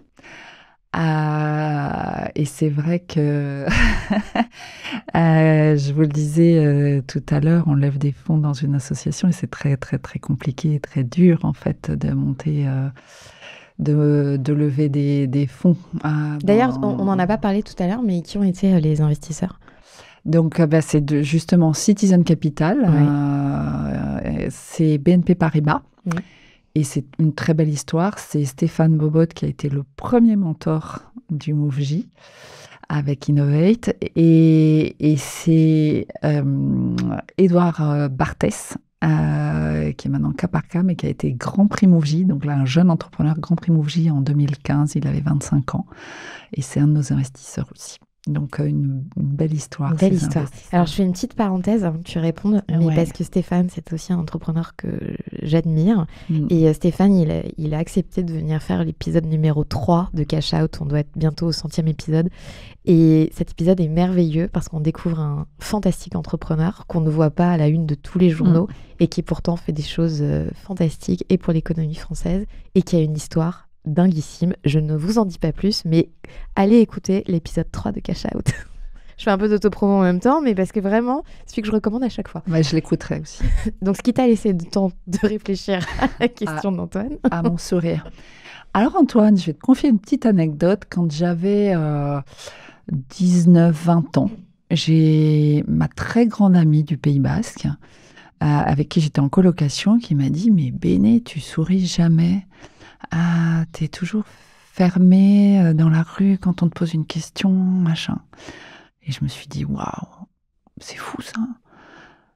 Et de ce jour-là, je me suis dit, il faut que je souris. T'en avais pas conscience? J'en avais absolument pas conscience et je pense que ça venait de mon éducation où on serre les dents, tu vois. Donc j'en avais pas du tout conscience et j'en ai pris conscience et je me suis dit, mais elle a raison, alors que je suis quelqu'un d'hyper joyeux, qui a toujours eu plein d'amis, mais dès que je suis en territoire inconnu, je me fermais comme une huître. Et donc, je me suis appliquée à sourire. Je ne te cache pas, cher Antoine, que ça m'a posé beaucoup de problèmes quand je suis arrivée à Paris pour mon premier job dans le métro. Parce que c'est bizarre dans le métro, quelqu'un qui sourit. C'est quelqu'un, ouais. Et il m'est arrivé des histoires pas très, très marrantes. Donc, j'ai appris à sourire au bon endroit.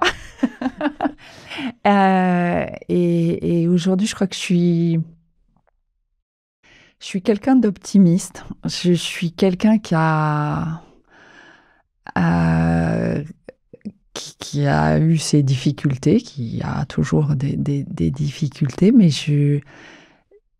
en fait, je ne sais pas comment dire. Pour moi, le sourire, c'est ce qui est le plus important. C'est ce que je dis toujours à mon équipe. Mon premier critère de recrutement, c'est le sourire. Je ne supporte pas les gens qui font la gueule. Ah ben, on a un point commun. Moi, à la fin des annonces, je mets « et souriant », point souriante. Ouais.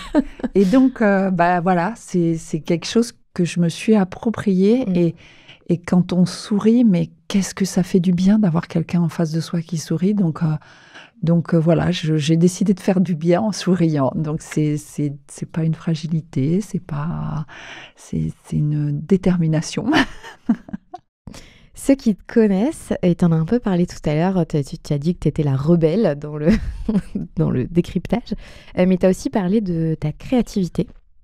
Alors ceux qui te connaissent savent que tu aimes le chant, tu aimes écrire, et j'ai une question pour toi à ce sujet. J'ai tellement de questions surprises que j'ai même pas le temps, moi, de poser des questions. T'es une femme très créative dans ton quotidien, avec l'écriture notamment. Et je me demandais comment, en tant que femme entrepreneur, t'arrivais à mettre au cœur de ton travail cette créativité et comment tu la percevais dans ton travail tous les jours. Est-ce que tu y fais beaucoup appel et qu'est-ce qui te fait plaisir au quotidien et qui fait appel à ce trait de personnalité? T'as reconnu? C'est Sidonie. Oh, c'est Sidonie! Donc Sidonie, c'est la fille de Bénédicte. Oh, mais Sidonie. Mais t'as peut-être pas l'habitude de l'entendre au micro. Non, j'ai pas l'habitude de l'entendre au micro. Ça me touche que Sidonie me pose cette question-là sur la créativité. Parce que c'est vrai que Sidonie voit souvent les moments plus difficile de la chef d'entreprise qui rentre chez elle fatiguée, qui se dit ah. Et en fait, la créativité, c'est tous les instants, c'est là. Qu'est-ce que je vais répondre?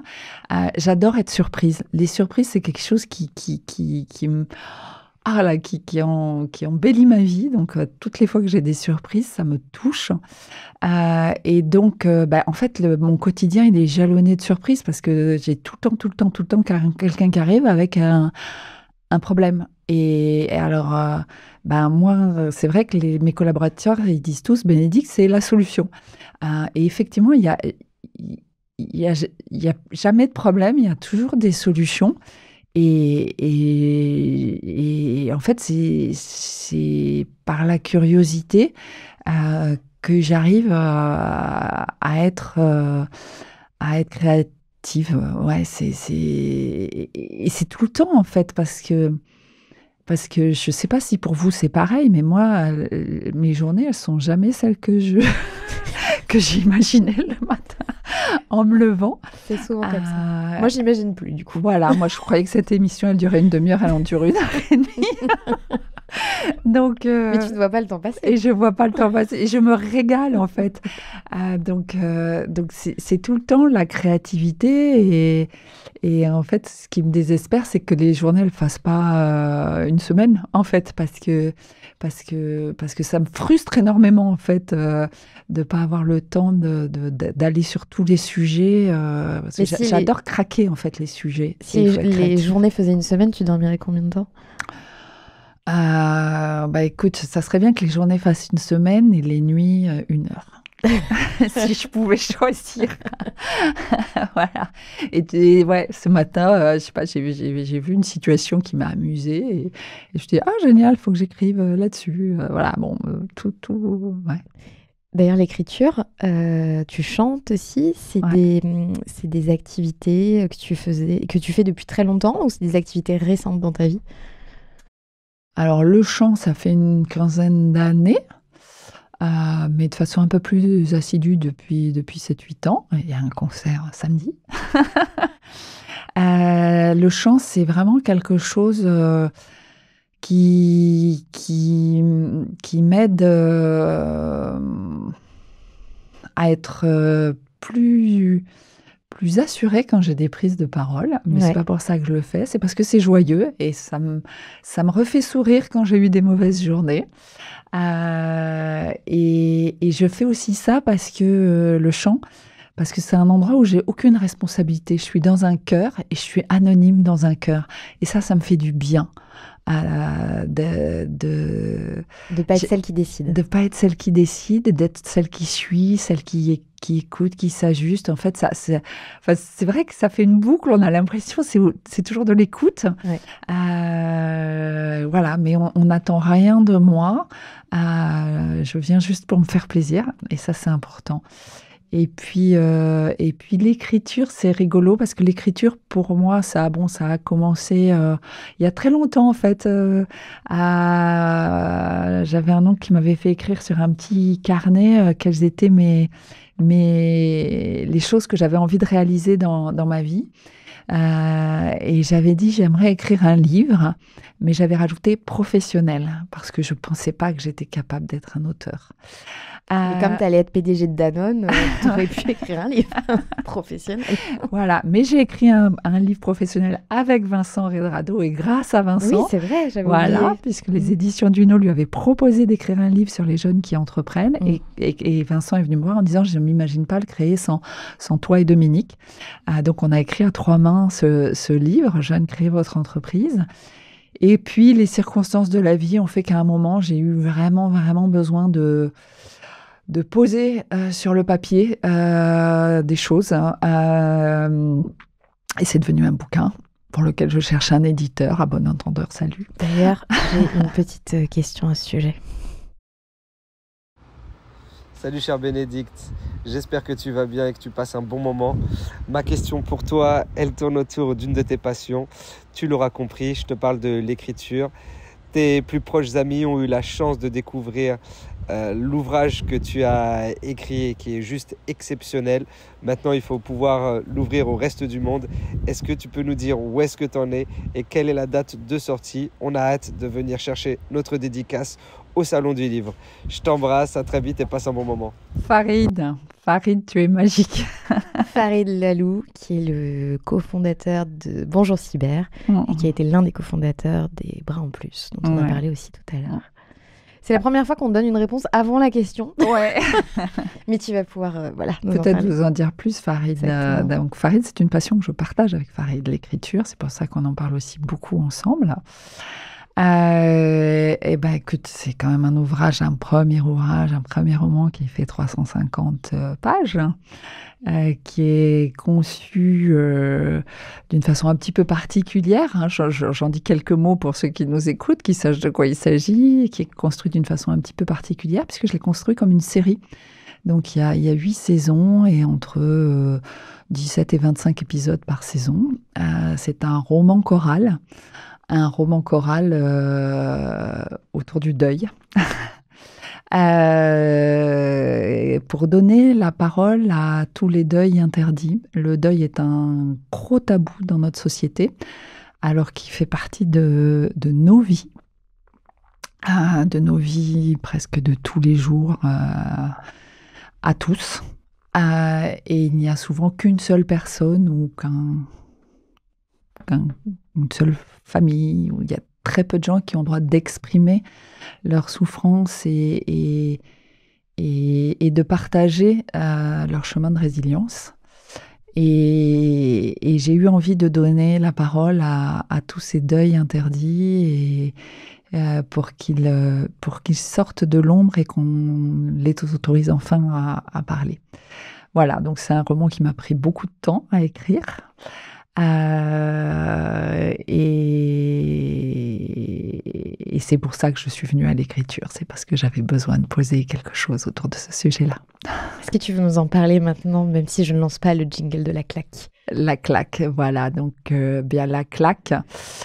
La claque et qui va résonner pour Antoine Védrenne le jour où il m'a dit « Bénédicte, je n'ai jamais rencontré quelqu'un qui a une résilience comme toi ». La claque, c'est la mort de mon fils. La mort de mon fils quand il avait 13 ans, qui m'a donc conduite à beaucoup explorer ma présence au monde pour trouver le sens de cette mort et le sens de ma vie. Et je crois que vous aurez tous compris qu'une grosse partie du sens de ma vie passe par ce que je fais aujourd'hui dans ma vie professionnelle, mais aussi personnelle, puisque aujourd'hui, j'accompagne des parents endeuillés dans leur parcours de résilience. Et dans cette écoute active. Dans cette écoute active, et c'est ce qu'on appelle du mentorat de groupe quasiment. Voilà. Et on peut citer peut-être le nom de cette association, ouais, cette association aidé. Qui m'a aidé moi, qui est une association magnifique qui s'appelle Apprivoiser l'absence et qui nous forme pour ceux qui souhaitent devenir bénévoles, qui nous forme, qui nous accompagne pour pouvoir être, on peut dire, la lumière au bout du tunnel de toutes les personnes qui démarrent ce parcours de deuil, qui ont perdu un enfant ou qui ont perdu un frère ou une sœur. Voilà. Et quand je parle de tous ces deuils interdits, c'est les frères et sœurs, c'est les grands-parents, c'est les copains, c'est les amoureux éventuels, c'est mes amis. Vous m'avez vu pour un certain nombre au fond du trou, vous m'avez accompagné et moi, jamais je me suis demandé ce que vous viviez en soutenant ma douleur. Ouf, c'est... Parce que là, en plus, moi, j'ai fait partie de ceux qui ont lu ton livre, que j'ai lu en 2 soirs. Il a fallu que j'aille dormir à 11, que je me suis dit, sinon demain, je vais vraiment pas réussir. Voilà, donc sinon, je l'aurais lu d'une traite. Et qui était à une écriture merveilleuse, fluide, et c'est pas parce qu'on se connaît que je t'ai dit ça. Et tu traites le sujet avec une justesse...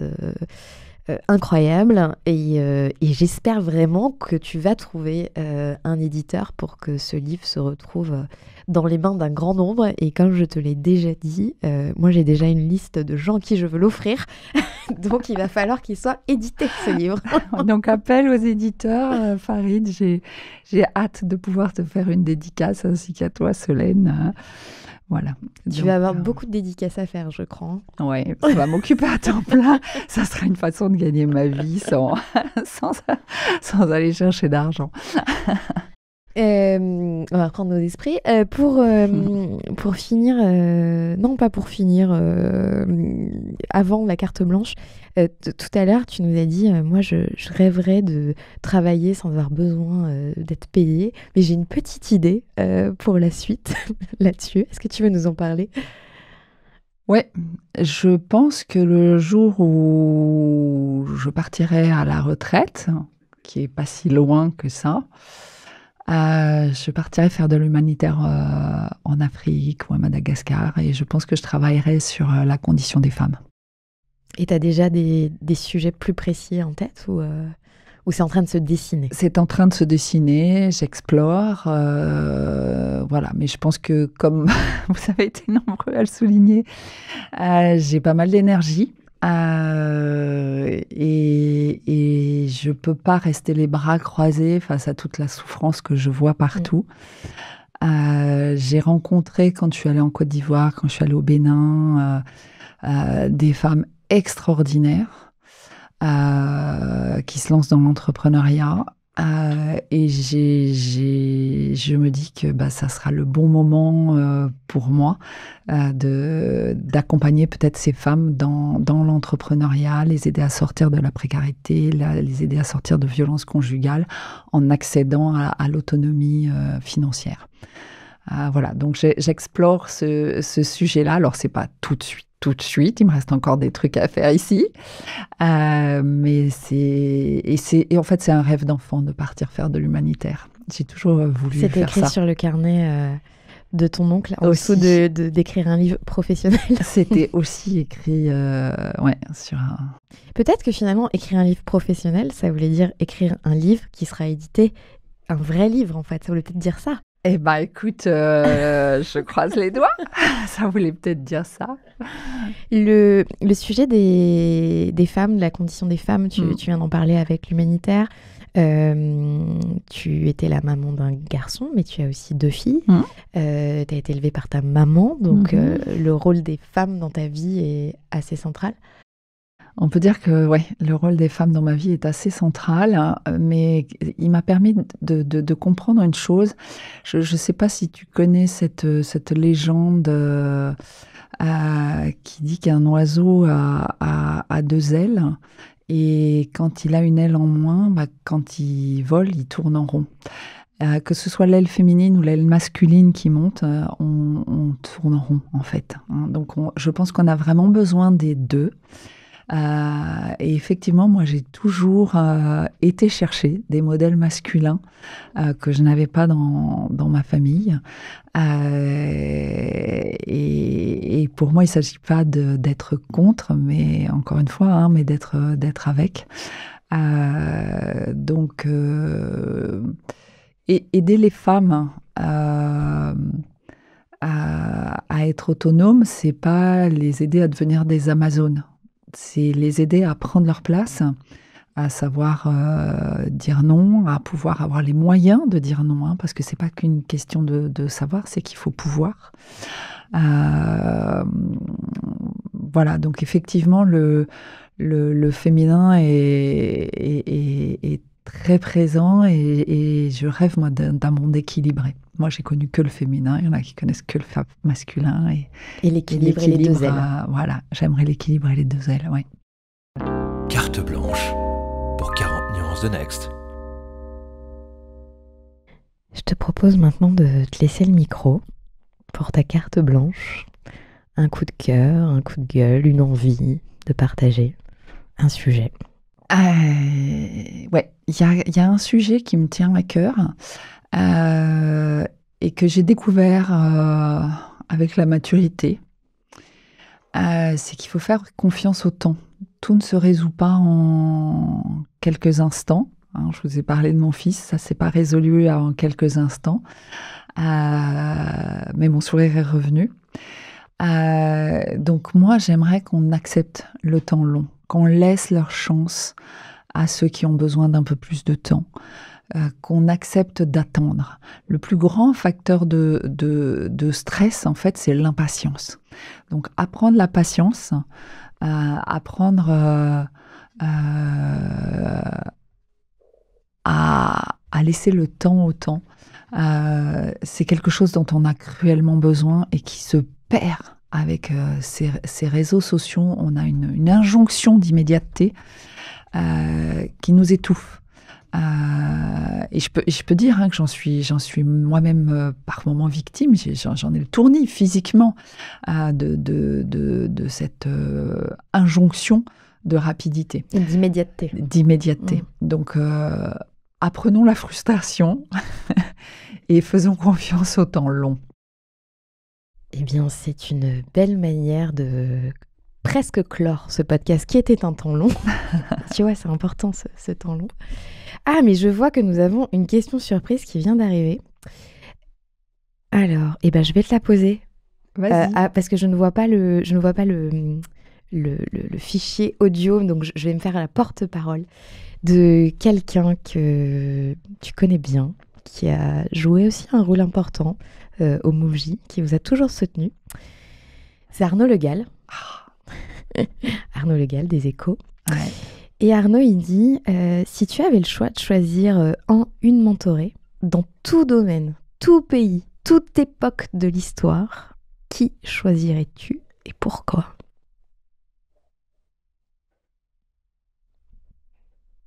Waouh! Elle a arrêté de respirer pendant 5 secondes. Waouh! Si j'avais le choix de choisir une mentorée, ce qui me vient en tête, c'est... En fait, il y en a deux, ce sont deux hommes. Hein, je vous ai dit que je cherchais l'équilibre. J'hésite entre Nelson Mandela et Martin Luther King. Parce que ce sont... je pense que vous avez compris que pour moi, ce qui compte, c'est la personne, quel que soit le contexte. Vie professionnelle, vie privée, peu importe. Ce sont deux hommes qui se sont consacrés à la justice et au respect. Et ces deux personnes qui sont allées très loin dans leur combat et qui ont gardé profondément en eux l'amour de l'autre, alors qu'ils auraient pu se révolter et mettre des bombes partout. C'est pas du tout la voie qu'ils ont choisie. Ils ont choisi la voie de l'amour. Et pour moi, le mentorat, c'est la voie de l'amour. C'est une superbe conclusion. Mais j'ai encore une autre question avant qu'on vraiment finisse. En tout cas, on retient Martin Luther King ou Nelson Mandela. Et c'était une très belle question d'Arnaud Le Gall. Merci Arnaud. Si on a une petite tradition dans ce podcast et on demande aux sistas de choisir elles-mêmes une sista, c'est-à-dire si elles avaient dû choisir quelqu'un, qui elles choisiraient comme entrepreneur féminine à mettre en avant, un coup de projecteur et pourquoi? Et donc toi, Bénédicte, tu choisirais qui? Eh bien, je choisirais Marine Billard, qui est la fondatrice de Saint-O. Saint-Honoré Clinique, qui fait donc une prestation gouvernante, ménage dans les grands hôtels. Et en fait, je choisirais Marine, parce que, en fait, pour différentes raisons. La première, c'est qu'elle a été entrepreneur en sortant de ses études. Mais elle a fait des études d'océanographie. Donc, être entrepreneur en sortant de ses études, quand on a fait des études d'océanographie il y a 20 ans, c'est pas si simple que ça. Pourquoi elle a fait des études d'océanographie? Parce que, en fait, très vite, elle a trouvé que les gens étaient méchants et qu'elle voulait pas être avec les humains. Donc, elle allait s'intéresser aux poissons. Donc, c'est quand même quelque chose. Et en fait, avec ses études, elle a créé sa première boîte qui était une boîte d'évaluation des risques liés à l'eau. Sauf que c'était un peu trop tôt. Personne n'y croyait qu'il y avait des risques liés à l'eau. Je crois que maintenant, elle aurait un beau marché. Mais donc, elle a développé une compétence rare avec son entreprise et ça, c'est chouette. Et elle a été rachetée. Et puis, elle s'est très, très, très vite ennuyée en étant à l'intérieur de l'entreprise qui l'a rachetée. Et elle est partie, pas en claquant la porte, mais elle est partie avec rien. Elle a démissionné. Et ses parents lui ont donné 3 mois. Et au bout de 3 mois, ils lui coupaient les vivres. Et elle a réfléchi. Elle est partie dans plein de directions. Et puis un jour, elle a rencontré quelqu'un dans les 3 mois, dans le temps des 3 mois, qui cherchait une prestation telle qu'elle fait aujourd'hui. Elle avait jamais fait ça de sa vie. Et elle a dit, ouais, moi je vais te le faire. Et elle a rencontré donc un homme qui lui a fait confiance. Elle s'est fait confiance. Et elle y est allée. Et c'est devenu le groupe Saint-O qui a plus de 100 salariés. Et ça lui a appris à aimer les gens. Une des premières choses qu'elle a faites, c'est d'avoir un mentor à l'IME, qu'on connaît tous. L'Institut de mentorat entrepreneurial. Pour les entreprises en croissance. En croissance, à très fort potentiel de croissance. Et ça s'est très bien passé pour elle. Vous imaginez ce qui s'est passé pour elle pendant le confinement. Elle s'est réinventée. Elle a limité ses salariés et elle est repartie de plus belle. Elle a une résilience incroyable. Elle travaille comme une dingue. Elle est mentor au MoveJ. Et ça a été la première à suivre le programme Work et à se dire, mais c'est extraordinaire, s'ils peuvent vivre ce que moi j'ai vécu, alors là, je mettrai tout sur la table pour que ce soit possible. Et d'une petite fille qui est partie de Les gens sont méchants, c'est devenue une entrepreneure extraordinaire qui s'intéresse profondément à ses collaborateurs et qui a une envie incroyable d'apporter du beau au monde. Voilà pourquoi mon coup de cœur pour Marine. C'est un très beau résumé de l'histoire de Marine qu'on embrasse et qui est en effet une entrepreneure exceptionnelle, solaire, généreuse et toujours là à aider les autres entrepreneurs. Tout à fait. Avant qu'on se quitte, Bénédicte, et là je promets c'est la dernière question, je pense ne pas me tromper en disant que tu as changé la vie de nombreux jeunes entrepreneurs et entrepreneureux. Est-ce que toi, il y a un ou une jeune qui a profondément changé ta vie ? Est-ce qu'il y a un ou une jeune qui a... Je ne peux pas en nommer un. Je pense qu'il y en a des dizaines et des dizaines. En tout cas, tous ces jeunes, moi, j'étais, et je commence à dire j'étais, mais c'est très récent, quelqu'un qui n'avait absolument pas confiance en elle. Et il y en a un jour, mais je ne vais pas le citer, il se reconnaîtra, qui m'a dit, si tu cherches un boulot, viens me voir, je te donnerai un boulot. Et de me dire qu'un jeune que j'avais accompagné soit prêt à me recruter, j'ai trouvé ça absolument incroyable. Et je pense que ça a été le petit déclic qui m'a fait remonter et petit à petit prendre confiance en moi. Je ne vais pas dire reprendre parce que ce n'était pas le cas avant. Je pense que personne ne s'en était rendu compte, mais qui m'a fait prendre confiance en moi. Et je me suis dit, waouh, si un jeune est prêt à me recruter moi, c'est génial. Donc, je crois que chaque jeune qui postule au MoveJ contribue à changer ma vie. Ouais. Bénédicte, mille merci pour cet échange. Je pense qu'en t'entendant, on comprend ton credo et ton envie de bousculer les choses, de mettre le mentorat dans n'importe quel recoin de nos vies, avec le MoveJ, avec Réseau, avec Work, votre dernier programme lancé. Donc, mille merci aussi de t'être confiée sur la personne que tu es à travers toutes ces questions surprises et les miennes que j'ai pu glisser entre. Et à bientôt au MoveJ, chez Work ou chez Réseau. À bientôt et merci à toi Solène, à Feuille Blanche, et merci à vous tous pour vos questions. Elles étaient merveilleuses. À bientôt. À bientôt. Et vous, eh bien, si vous voulez découvrir d'autres super parcours d'entrepreneurs, d'histoires de vie, abonnez-vous à la chaîne pour ne manquer aucun de ces épisodes. À bientôt. Salut. Feuille blanche.